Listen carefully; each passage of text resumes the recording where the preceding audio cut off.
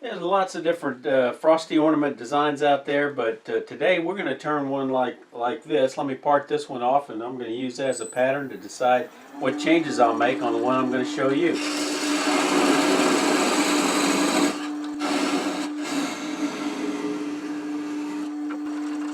So let's make one like this. The one I turned last year kind of as a model sample, never turned any more like it. I made some changes for this one today, and I'll make some more changes that'll probably, ours today will probably look somewhat in between these two maybe. I probably mentioned this tip before, but I'll tell you, a wooden ruler with a couple of rare earth magnets sure are handy fast in your lathe. This project is, when it's finished, it's just about 5.5 inches long, and this is just about 1.25 inches thick. So I found a scrap of wood about a little bit longer than that, 6.5 inches. Already had a tenon turned on it. You can use whatever wood you've got. I prefer a light wood and a lightweight wood, light colored. Box elder, heck, it could even be pine. I think this is a piece of hickory. Although I've got it in a chuck, it sticks out so far, I need just a bit of tailstock support. So I'm going to bring that up just a little bit, and we're going to take this down to about 1 3/8 inches. It's gone a little bit oval on me since I roughed it out a year or so ago.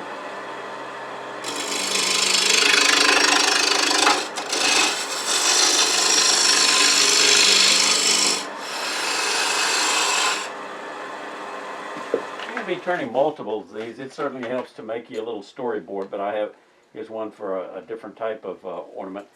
But in this case, I don't have one. I probably will make one after this, but we're going to go ahead and mark off where the main features are going to be. The body, the head, and bottom of the hat, and top of the hat. Okay, so we're going to leave as much mass here on the left. We're going to be do most of the turning here on the right. So let's go ahead and take this down quite a bit. We're looking for a diameter here of this piece of about 3/4 of an inch. So let's go ahead and take this down to 3/4 of an inch. And we're going to start with just using a beading and parting tool to size it.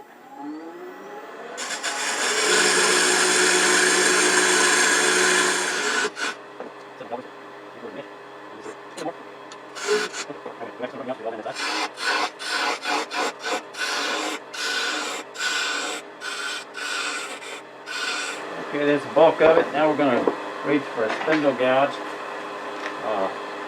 Since I've got a tiny little indentation here from the live center, I've got to be aware of that. I've got to clean that up.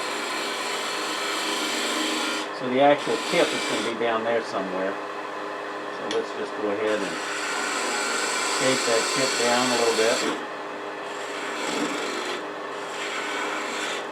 And that'll be enough of the refinement on that. I'll make a couple of little discs here at the bottom. A couple little V grooves with my skew.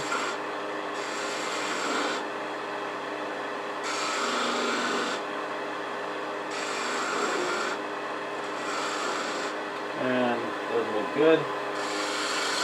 Kind of a big, long, asymmetrical cove, if you will.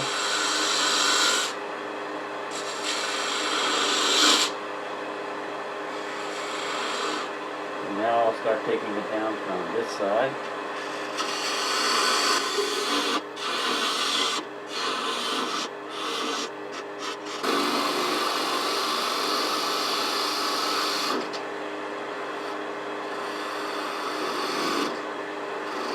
Using the corner of the flute almost like a skew, rotating it up. A couple little nervous tool marks here if I can get rid of them before we sand. Okay. Now we're going to start, we're going to take the body down right here. So, make a big V groove here. Essentially one large V, so making a V groove here makes it a lot easier. I probably would prefer a lighter weight wood, but this is going to still work just fine. While I've got the skew, I can go ahead and use it to knock off some of the edges here.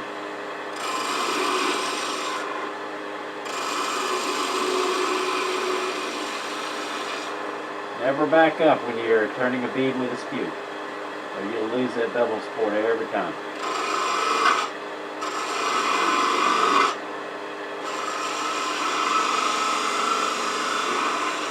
Okay, now I want to make a nice decisive V cut right here.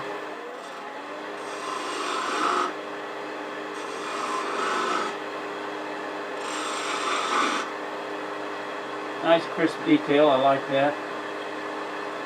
Yeah, I like that a lot. Okay. Now we're going to work on the head. I can clean this up actually a little bit. I'm going to use a spindle gouge to get this shape a little rounder here.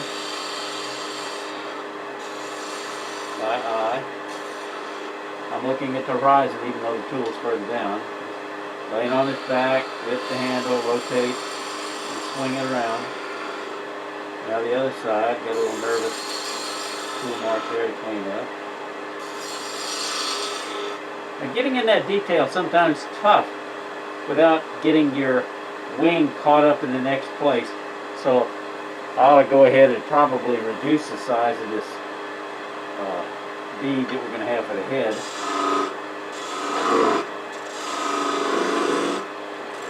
See that down anyway.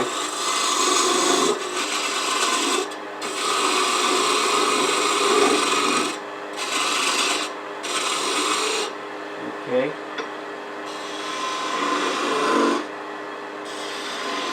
This is going to be the brim of the hat, so I want it to slightly undercut a little bit. And then this V-cut comes in from the side and swings in. Alright, now I'm going to switch to a little different tool. I'm going to use a detail spindle gouge, which is not milled as deep, a little bit pointier, a little bit sharper, about 30 degrees, but it makes it a little easier to get into these tight spaces right here without being as concerned about the wing catching. Roll it over, nice and neat and clean. I'm just going to scrape that little tool mark there, make sanding a bit easier. Okay, I like this shape, nice and round. I like the round better than the oblong. And the head was a little bit long, so I made the head a little bit smaller this time.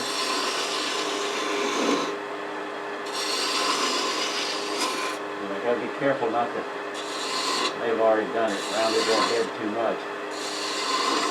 So it looks like this thing's just gonna be sticking on his head. Let's see if I can't find the tool a little smaller to get in there with, and I think I have one. I have this shear spear made out of a scrap of steel from Harbor Freight. It's got a slight bevel on it, and you can get into there to really tiny details with it.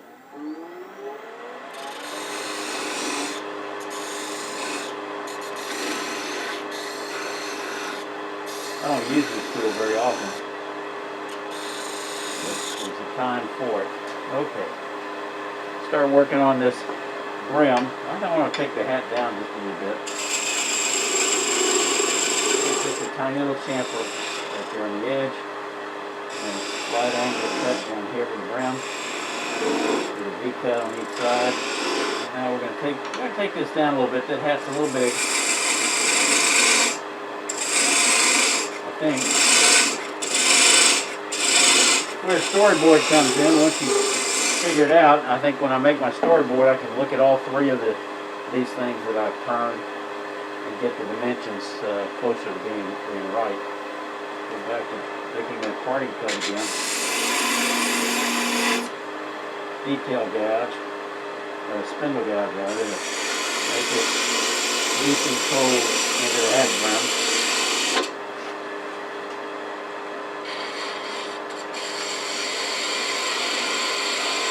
Notice I'm using my finger underneath here to kind of give it a little extra support, called a tied underhand grip.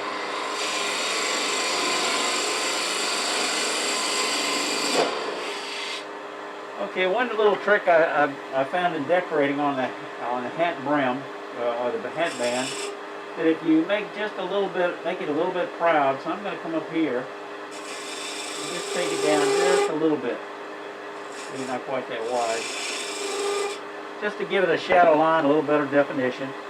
I'm going to come in here with this detail gouge, just work my way in there to the base of that hat band.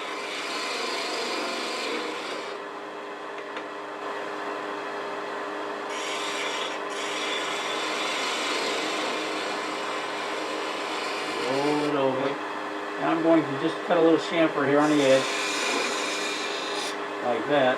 Okay, now it's ready to sand. The main thing with sanding is make sure you keep all these crisp edges. Don't get real sloppy with that sandpaper and change the, you know, this kind of detail, the headband kind of detail. But get rid of the scratches, but tool marks, but be careful with it. Let's start out with a 120, mostly on the body. Take it up to 120 to 180 to 240. I don't always do it, but I'm going to do it today. Before I use the abrasive paste for that final finish, I'm going to go ahead and put some lacquer sanding sealer on here to kind of seal the pores to help build up the shine. Okay. By the time I put this away, it'll be dry. Like most small projects that I finish on the lathe, I'm never going to take them over to the buffing wheel. The abrasive paste will really bring up that finish to close to 1,000 grit equivalent. So I'm just going to put that on there dry. It's a homemade shop stuff, similar to Yorkshire grit. Unless you just like making stuff, it's probably easier just to buy Yorkshire grit and be done with it. Please check out the affiliate links in my video description area. As an affiliate marketer, you buy something from an affiliate link and I'll get a small commission. Polish that up. So I have a finish on here now, the smoothness of the wood equivalent to 800,000 or so grit. Now I'm going to use some friction polish for the final finish. I'm using myelin. It's got a little bit of shellac in it, a little bit of wax. I'm using this old Hut crystal coat container because it's an easier dispenser. Been using it for a long time. Just wipe it on first. Okay, now we'll burn it in, flash off some of the alcohol. You don't want to be touching this for about 24 hours while it cures, or your fingerprints can take the shine off of it. When it comes to hat rim, sometimes I use a piece of exotic like I did for this to transfer some color to it, maybe with a burn ring on each side. But I think in this case I'm just going to use a ink pen, actually a dye pen if it's still got a dye in it, black, slow this thing down. This is a Chromacraft dye pen. It works even better than a Sharpie. Okay, I like that. Alright, now I've got to finish that tip. So I'm going to use my 30-degree bevel detail tool and just go real slow, real careful. Get it real thin near the end. Then I can easily come in there and just make that point. Take your time. Now I think I'll pull the live center away. Maybe brace it a little bit on the back side here. Just to give a little more support.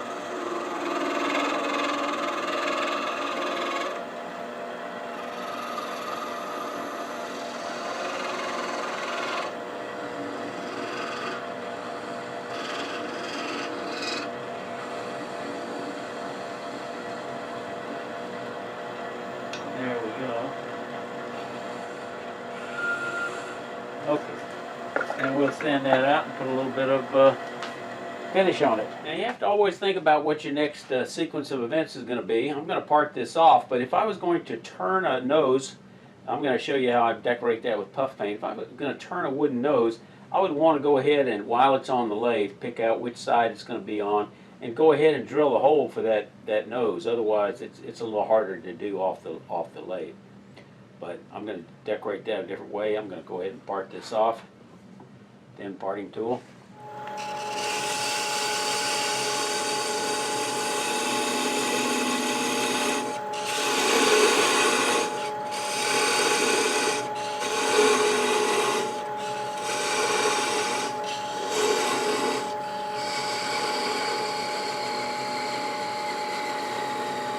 Don't grab it while it's spinning, just let it fall into your hands. There we go. If you try to grab it, it will inevitably tear the fibers. It'll create a little hole here. So we're going to sand that off on that board I showed you earlier, and then we're going to drill a little hole for a screw eye. Using a parting tool doesn't always give you the cleanest surface, but you know, I find that using a little sandpaper on a piece of MDF like this and rubbing it is probably faster and easier than going to a belt sander. And I think that's good enough for the kind of ornament we're making. So I did a little hand sanding on that board, then use a little finer grit to get the top fairly smooth. I'm going to now put on just a little bit of that friction polish on there by hand. This will be just fine. Now I'm going to take my awl, and I'm just going to eyeball the center of this, and I think I can get pretty close for a starter hole. And then I'm going to use my little pin vise, and it takes maybe 20 twists to get this deep enough for screw eye. That's deep enough. Now let me get a little screw eye. Use an appropriate size screw eye. The large ones can look kind of clunky. Got to drill that hole though, or they'll snap off. Put a little cord on there. Okay, now it's time. Let's talk a little bit about decorating these things. Before we get into details of design, let's just show you a little bit of a variety on Frosty ornaments. Here's a very simple one if you want something fast and easy. Here's the same thing made out of pine with a little bit of ribbon for a scarf to add a little color to it. Here's a Nick Cook style. Nick's the one, I didn't follow his instructions here, but he says do 5 dots for the mouth because 4 is not enough and 6 is too many. That's always stood with me. And there's a variety, same type of design, but a little chunkier looking. Here's an interesting design from friend Rob in Scotland. He came up with this one. It's you turn the inside hollow and you just fill it up with some batting or cotton. Let's talk a little bit about how the hat sits. Straight hats, they're faster and easier to turn, just like the ones we did today and yesterday. But for some ornaments, it really kicks it up a notch if you've got contrasting wood. It's a little extra step, and you've got a little tilt on it. Now there's 2 ways to do that. You can cut this an angle here and glue this on, but then you got a concern about did the glue hold well enough and do you have any gaps. What I found from my friend David Walser, longtime viewer and commenter on a previous video on gnome ornaments, as shown here, he suggested that maybe I'd be better off hollowing the top and leaving the top rounded, the head, and they'd fit together. And that was a great idea. And I was reminded of that watching a recent video by Colwyn Way of Axminster when he did a very large Frosty Snowman. Same thing, rounded the top, hollowed the end out, and then they fit very well. Alright, so how are we going to decorate it? Well, for smaller ones, I find the easiest way to do the mouth is simply to put the 5 dots on it. So put 1 at the bottom, like that. Whoa. And then 2 more on each side. Okay, so much for that.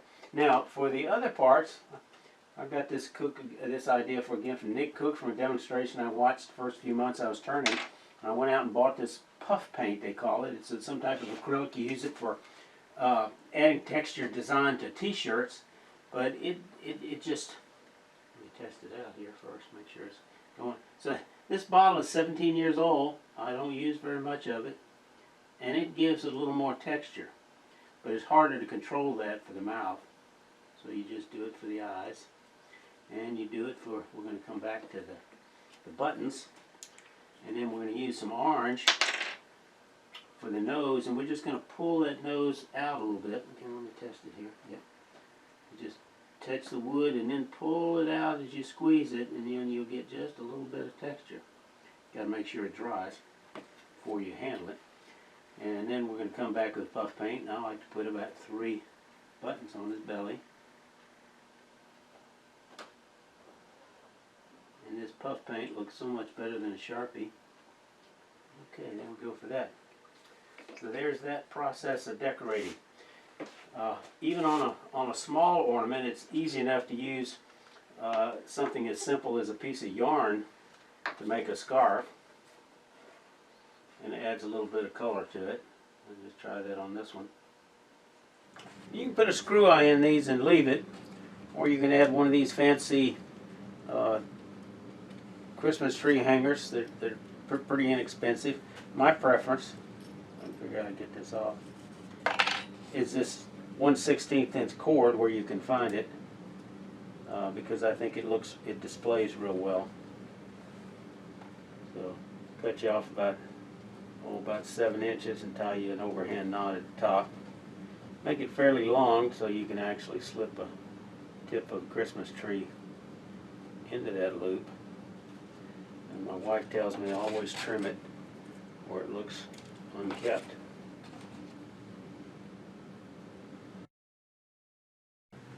I really like this base camp face mask. It's very comfortable. It's got replaceable filters, including a carbon layer. I'll have a link in the description area. I'm an affiliate marketer. I get a small commission, but you'll get a 10% discount. So it's a great mask. I really like it. I enjoy sharing my passion for wood turning with you, for inspiring and training.